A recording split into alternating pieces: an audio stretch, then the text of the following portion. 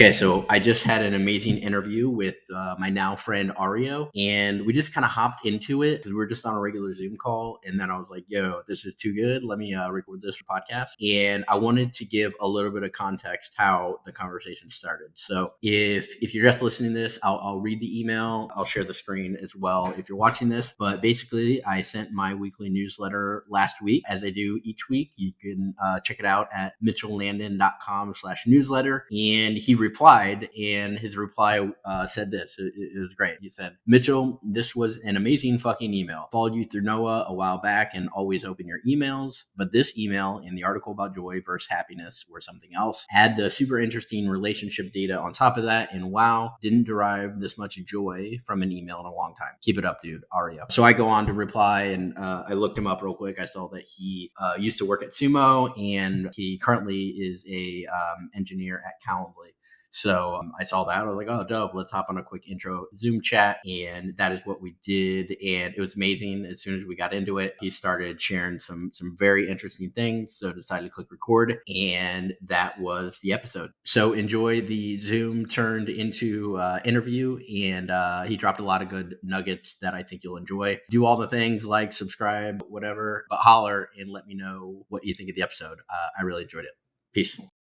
All right, we're back. Decided I had to click record here with my friend Aryo, spelled A-R-Y-O, pronounced like Mario, he says, but Aryo, which I think is pretty cool. And so we were just chatting. We originally met via, he's a loyal newsletter subscriber. He replied to one of the emails. Then we exchanged some emails back and forth and hopped on a quick Zoom chat. And I was like, yo, this is too good. I need to record this, throw it up on the pod. So we haven't even gone through everything either. So basically, we were just chatting. Aryo is currently traveling he's in Spain right now, but then he's going to Turkey here soon. And we were talking about his story of moving to the U.S. He's from Turkey. He moved to the U.S. at 18, and then he realized that this whole college thing wasn't for him, dropped out at 19. So I'm not going to tell his story. He's right here. So Aryo, man, welcome. And let's start back what you were saying. So you moved to the U.S. at 18 to go to Northeastern.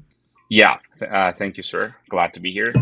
So yeah, I moved to Boston, Massachusetts for college for about a year. Then I just decided it wasn't for me. Had a lot of experiences that made me think that, I moved to this country to be free, make something better of myself than the traditional path. So might as well take that path. So I dropped out, moved down to Atlanta, got a green card through the diversity lottery, lucked out. It was a 7% chance that year. Got really lucky there. One of my biggest. 7 or 70? 7%. 7. Wow. Okay. Nice. Yeah, one of my biggest lucky moments in my life. So I moved down there, and I was 19, out of college. I was really good with computers, but that was about it. I was reading a lot of stuff back then. A lot of stuff from Neville Medora, Noah Kagan, MJ DeMarco, this guy with the Fastlane book that affected me a lot.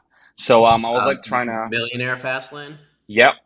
I've heard a lot of people like that. Yeah. Okay. Yeah, it's a really interesting book. So yeah, I started putting ads on AdWords to fix people's computers. Was making $1,000, $2,000 here and there every month. $120 for to fix their computer, flat rate. Sometimes it took 4 hours, sometimes it took half an hour. So you're this is in college still? No, that's after I moved down to Atlanta after I dropped out. Okay, gotcha. But at 18, you showed up to Northeastern, and then you walked in the marketing class.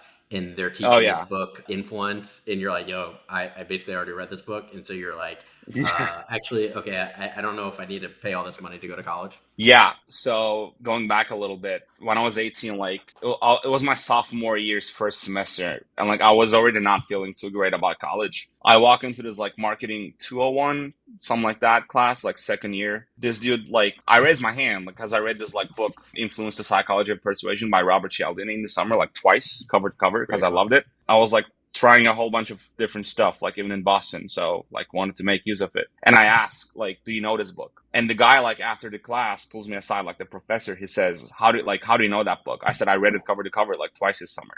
And he goes, well, this class is based on the first half of that book. So I'm like, huh, okay. Why am I paying all this money, to go to college and learn all this shit? It was costing me $8,000 for that class, but the book was 15. So, right. I mean, and just my experience in college was not great. I told this story to a lot of people before, but like it's very stereotypical. I walk into finance class 2 minutes late, and the guy like loved berating people who were late, right? And like I just don't like that, by the way. Like just mean because someone's late. I have a Starbucks cup in my hand, and the dude gets annoyed because I got late because I bought something from Starbucks. He goes, "Well, if you put that $350 in a compound savings account, that would be like $1 million in 40 years." And I thought, well, I'm not going to be fucking 18 in 40 years, so like when am I going to enjoy this frappuccino? Anyway, Right. a lot of stuff like that back in college that I just didn't like tolerating. Yeah. Okay, so you drop out the next year, and then you're learning sort of like software engineering stuff, and you put together this, kind of side business that, what'd you say, it started to get a couple $1,000 a month? Yeah, that's more like, that's not engineering specifically. That was more like computer repair. I like, ever since I was a kid, I used to like build my own computers, like repair my and like everyone else's computers that I knew. Nice. So just turn that into a side hustle, like make a couple thousand every month. I would get a customer every couple of days, like on the live chat on this like horrible like Wix website. It wasn't even Wix back then. It was like Instapage. Just had a landing page and like Olark, I think, the live chat software, and like just talk to people, like showed up at their places, and just charge them money like to repair their computers. It helped me get by at the time. I was 19 and like just a college dropout immigrant, so not much to do there. But I tried to like start a whole bunch of different shit. Like I tried to start a laundry business. I can send you like the ad I had like written with like Neville Meddore's like copywriting techniques. It was horrible. It's funny, like like Neville teaches a lot of great shit, but the way I applied it was just horrible. Yeah, I took his copywriting course years ago, and I actually just was talking to another friend about. He was asking about which copywriting courses, and that was the one that I recommended. Yeah. It was very helpful, I thought. Well, he changed my life with it. Like I'll get there, but the main reason I'm here today is like the copywriting course. I shit you not. Oh yeah. Like, yeah, it's that important for me. But anyway, a couple of years passed. I keep like trying to start my own thing, not going anywhere. I'm 21. So I started learning like content marketing. That's when like I really started doubling down on Neville stuff. This is where the story gets a little interesting. I did two things in June 2017 that changed my life. I'm still reaping the rewards of that month. So, and you're gonna like this part. In June 2017, in June 2017, every single day I go to this coffee shop called Octane Coffee. They're closed now in Atlanta Tech Village. It's like this little WeWork like area, co-working space. And I'm desperate. Like I'm in debt. There's some family shit going on, so like I have to pay some stuff on that front. Sold my car because like I was a horrible like 20-year-old with like finances. I was horrible at it. I've learned a lot since then. So I'm desperate. I'm Turkish, and like I'm listening to one of Noah's videos, right? And he says, I love Turkish coffee, but like there's no place in Austin that sells good Turkish coffee. So I go, shit, like I've learned all this stuff from Noah and Neville, and like I get the mentality. I borrow my friend's car. I go to this Turkish grocery store that's like 30 miles away, drive there, buy like a bag of Turkish coffee. I bought like a maker, like I bought this little jezve, we call it, like the little pot, bought everything, went over to my friend's place, got him to record me like making Turkish coffee. Then I mailed that to Noah just as a gift, like as a thank you for like everything I've learned from him on YouTube. I still have the emails. And I'm like, I wrote the copy like based on everything I learned from like Neville, like IDA, like attention, interest, desire, action. Mm-hmm. I'm like, shit, like Turkish coffee coming straight at you or something. I sent him the video, and he's like, I'll never forget, like, he called me a nerd over email, and like, he loved it. I think that really impressed him, but I wasn't like even trying to be impressive. I was just like, I just really liked the guy and like wanted to connect. So nothing happens. Well, I didn't even ask for anything. I just like, that was a gift. Then, a week later, I was, like I said, I was learning content marketing on my own entirely. And like, I spent about 17 hours writing a 13-page PDF. No, I'm sorry. It's 13 hours to write a 17-page PDF for Top Awatana, who's like the CEO of Calendly. Right now, he's like a billionaire. He's the richest Black immigrant in America. Like one of the two billionaires that fall into that qualification. I'm really proud of him. He's an amazing guy. I emailed him like this PDF called like how Calendly can raise its avenue by millions per year by doing content marketing. He emailed me back like the next day saying, yo, I want to meet you. Then he was like in the same building too. Like the way I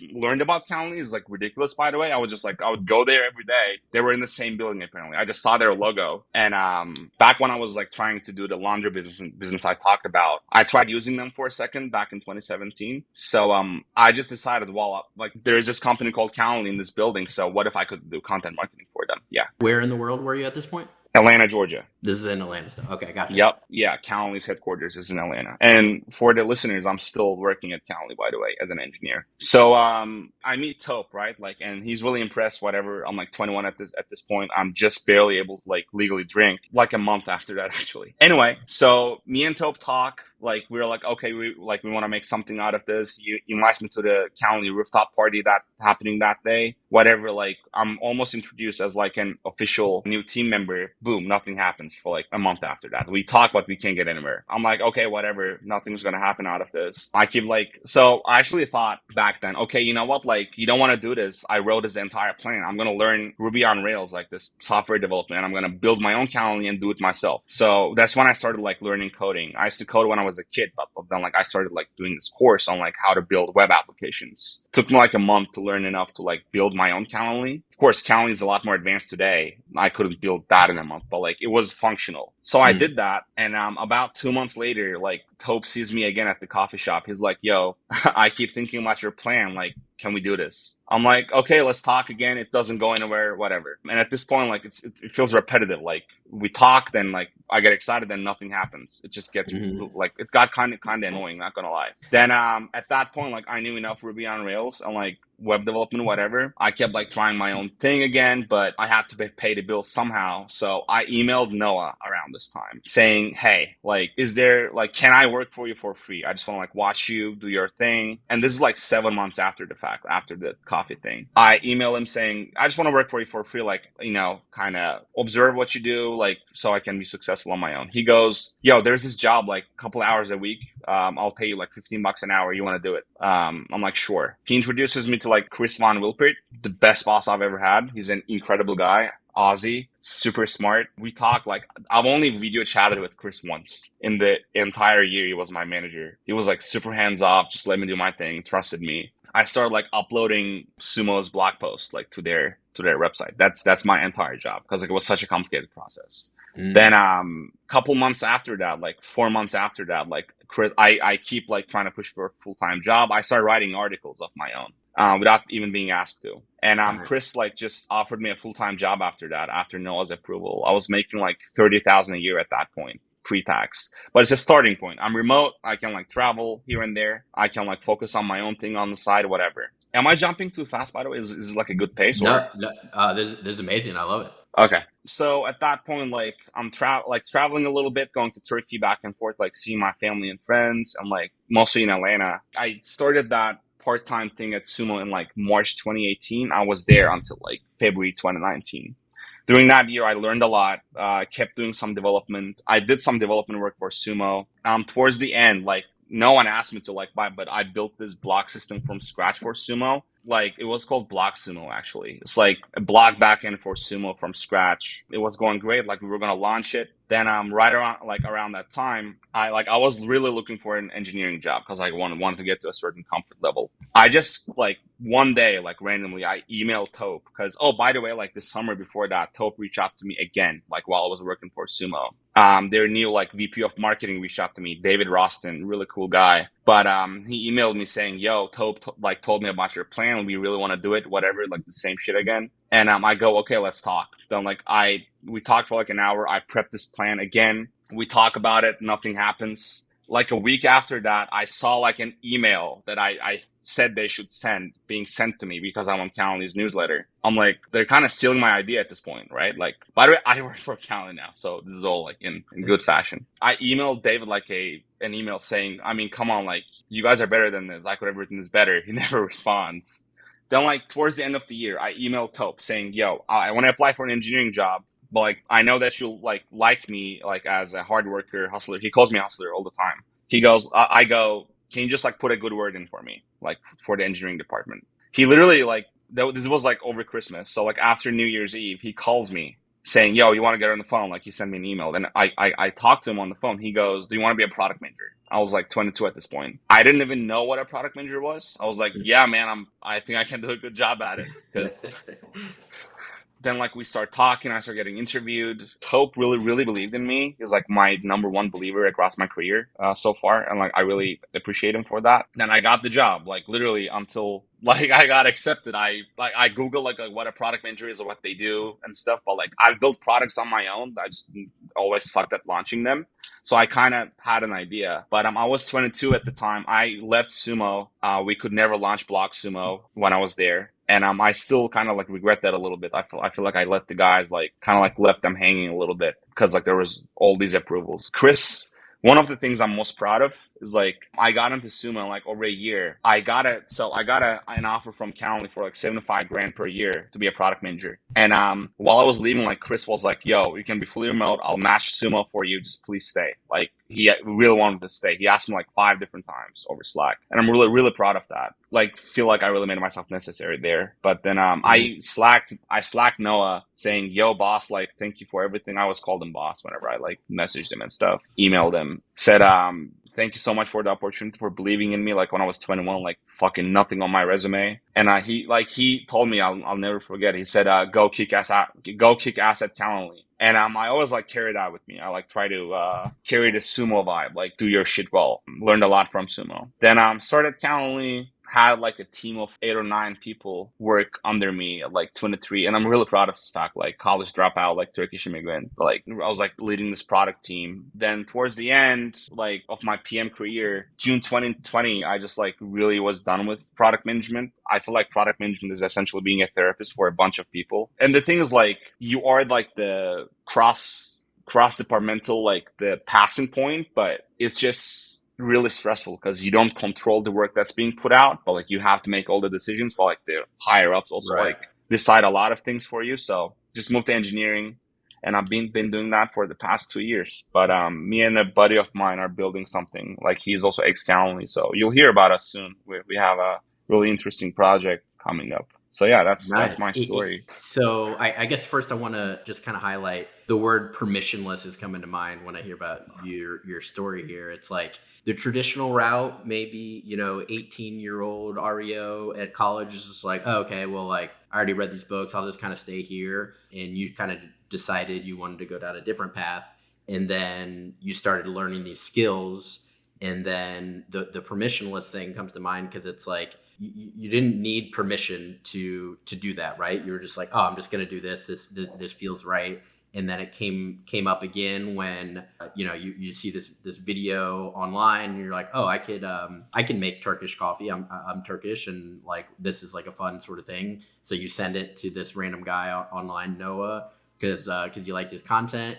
And little did you know at the time that ended up becoming your employer for a little bit. And then the same exact thing happened with Calendly, where you had an idea about content marketing. So you just hit up the CEO there, dude Tope, who now is a billionaire, and you just shared that. And like, you didn't ask for permission to do so. You just was like, oh, this is like a cool sort of thing. Reached out directly. And both of those led to direct employment, and one of which you're still employed by. Exactly.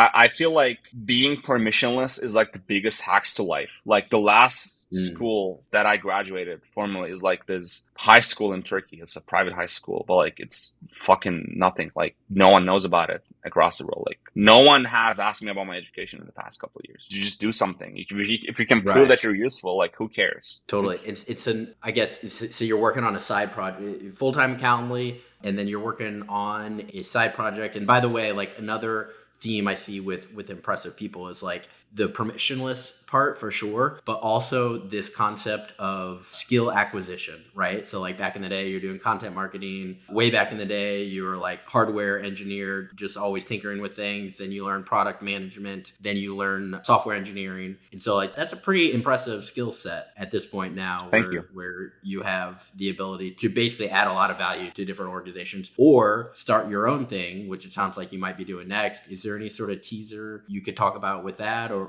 how that that came to be or problem that you're solving? Yeah, for sure. I'll tackle that thing like that, what you just said, in like two different answers. Number one, I agree with the skill acquisition.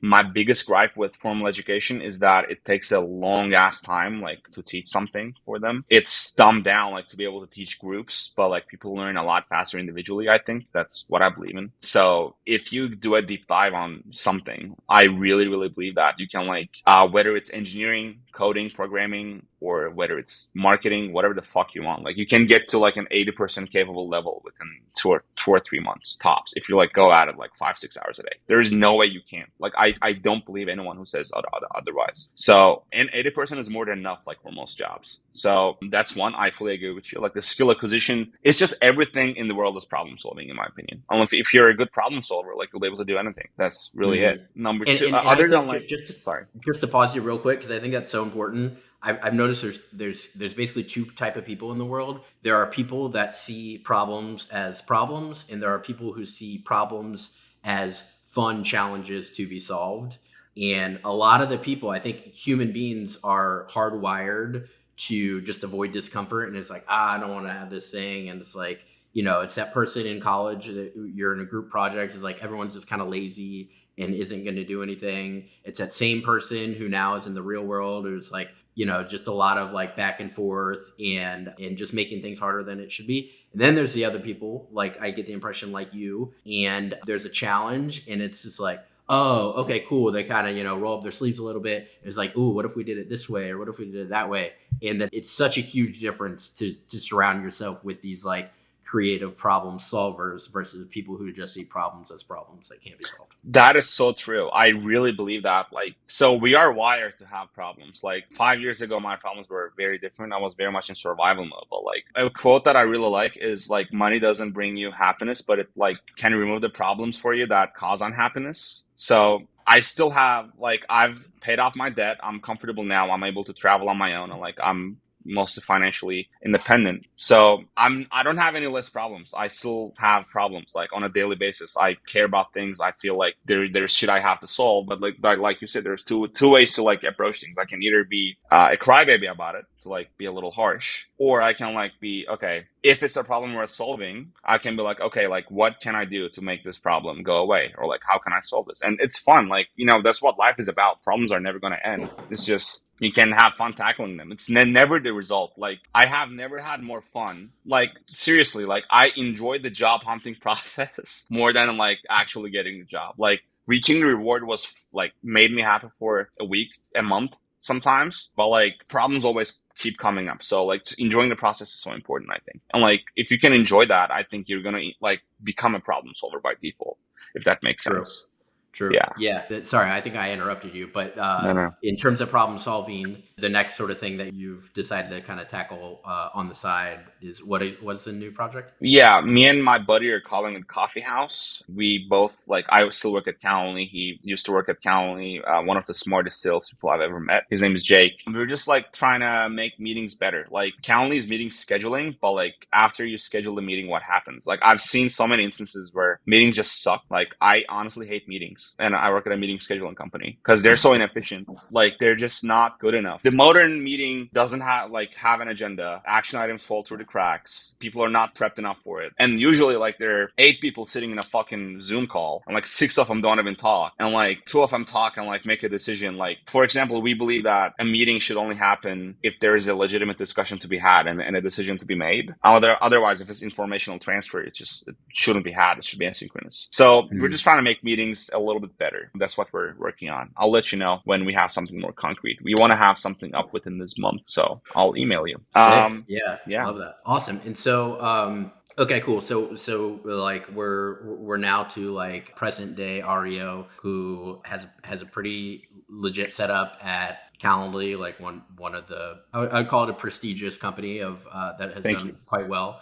and now you have these skills. You're able to sort of travel, you're able to connect with people you've met along the journey, and now like scratch, your own itch of maybe dipping into some entrepreneurship and whatnot. You mentioned earlier something that my ears perked up when you're like, I think you said in June of 2017, like something that happened that changed your life. Are there any other like areas of your life that you look back at that now you realize were particularly significant, whether it's like life advice or this sort of nugget that you didn't understand then, but now you know, or anything along the way? Yes, the precursor to June 2017 was realizing that number one, you have tools like Hunter.io, Rocket Reach to find people's emails. Number two, you can email them. That is so underutilized by everyone. It's just insane. Like you can reach anyone directly in their inbox and talk to them. That I think is like the biggest ninja weapon I've had. Like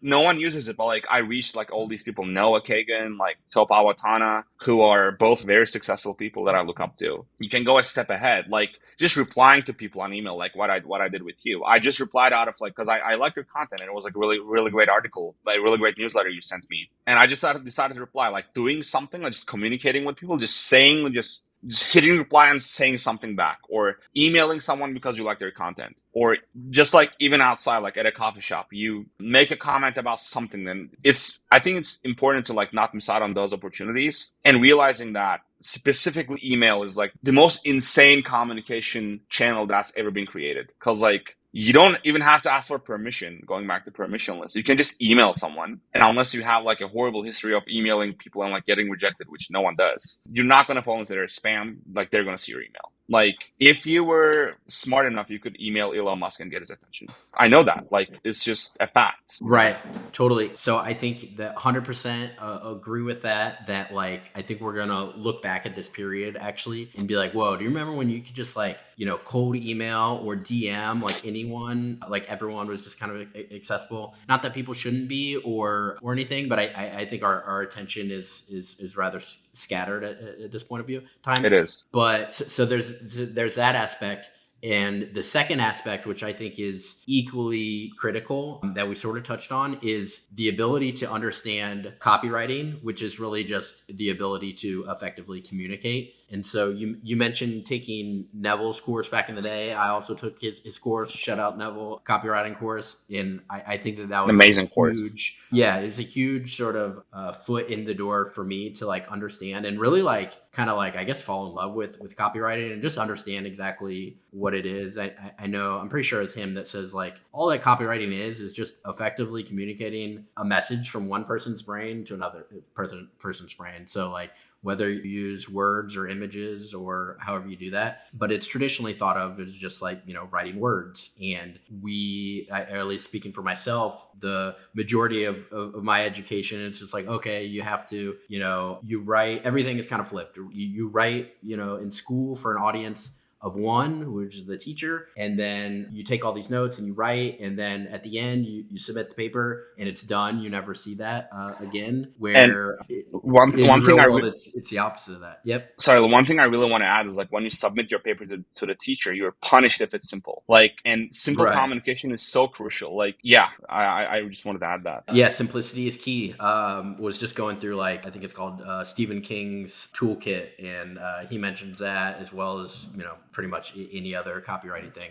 And so it's learning copywriting and then having sort of the permissionless mindset or call it like boldness just to reach out. Anything that you would add for the copywriting thing? Yeah, one of my idols, his name is David Heinemeier Hansen. He's the co-founder of Basecamp, the CTO of Basecamp, the creator of Ruby on Rails, which like a great majority of software companies across the world are running on at this point, including Twitter when they first started, Shopify, Calendly. He's a genius. Like, I love the guy. And this is a quote from him. He says, hire good writers. If you're trying to decide between a few people to fill a position, always hire the better writer. It doesn't matter if that person is a designer, a programmer, a marketer, salesperson, or whatever. The writing skills will pay off. So I fully agree that writing is a very important skill. It's going to get you far. Just clear communication. It's not even like fancy writing, like just fourth grade level, simple communication writing. That's like the classical AIDA, like the copywriting thing. It's just you like using that in your daily life will change your life. It's that powerful. Just being clear like that. Yeah, agree. There's also an app, I think it's called Hemingway app, where it will show you, you write in there and it'll show you like, okay, this writing, you're at like, you know, a 6th grade level, which actually is good. Simplicity is key. You want to keep it simple. And then the person you mentioned David, that's like DHH, right? Yep. On the socials or whatnot. Yep. Right. Okay, cool. And then last thing before we wrap, this has been amazing, by the way. Thank you. And you mentioned, I don't know, I forget, did you mention either something you learned from Noah or even Eamon back in the sumo days? Or I guess, is there any last sort of words of wisdom that you've learned along the way you want to leave people with? What I learned, like number one thing I learned from sumo and Noah in particular was I never worked directly with Noah, but I get his vibe. I worked for his company. I like it trickles down. Just be human. Just, you know, like no fancy company corporate speak. I think like even Sumo's landing page has been this way for a while. Oh yeah, there. If you go to sumo.com today, it says bullshit marketing speak. Like that's a SaaS company making millions of dollars a year. So just be human. Like people don't like this also falls into copywriting, but Noah always comes off as a person who's just like friendly, just like, you know, trying to talk to you in a way through video or podcast or email. He's just a friend, like just trying to message you. And that also applies for his SaaS companies, for AppSumo. That's not SaaS, but like for his companies. Sumo, OK Dork is what his blog. It's just all very personal, whether that's product or personal. So I think it's important to like realize that when we create products or when we write content, it's for a human that's going to read it or consume it in their own time. So instead of being impersonal and corporate, just be human, man. Just be you, and just have your own tone. Another great quote from DHH and Jason Fried is, "The tone is in your fingers." You know, no matter like what course you learn or like no matter like how much you try to put makeup on it, it's always going to be you. So might as well just be you without any kind of fear or any kind of embellishments. And I think that's really powerful. I think that got me really far. Amazing. So in conclusion, be personable. Don't ask for permission. Instead, ask for forgiveness. Just do the thing and acquire skills, whether it's copywriting, whether it's software engineering. It's all the stuff is learnable. You just got to put in the work. This is amazing, Aryo. Any, where can people find you or anything you want to plug? How do people get in touch with you if that's Hell what yeah. to do? Yeah. If you want to, talk, if you want to communicate with me, just look up Aryo Shokohiazar. My last name is a little hard for English speakers. Just Google Calendly Aryo, ARYO, and I'll come up on LinkedIn. And awesome. Yeah, we can link it in the notes too. Hell yeah. Amazing. Well, appreciate your time, and I really enjoyed this chat. Looking forward to what you're up to next. We might have to do a part 2 once you release your next project. But Aryo, appreciate it, my man, and thanks for coming on the show. Hell yeah. Thanks so much, Mitchell, for having me. And I love your content. It's really interesting that I'm going to be on it. So randomly too. Love it, man. Thanks so much for having me. I guess, takeaway for the listener, just kind of to your point earlier, it's just like, you know, if you subscribe to a newsletter, if you hear a podcast, if you see a YouTube video that you like, just like reach out to the person. That's exactly how this happened, and I couldn't be more grateful for that. And it's also a good clue for me to like keep going with putting out content because I get to connect with people like Aryo, and like this is the coolest. So keep connecting and keep putting stuff out there, and good things happen. Hell yeah, agreed, 100%. Awesome, my man. Aryo, thank you, and looking forward to being in touch. Yeah, likewise, man. Thank you so much, and thank you for listening, listeners. Amazing, sweet.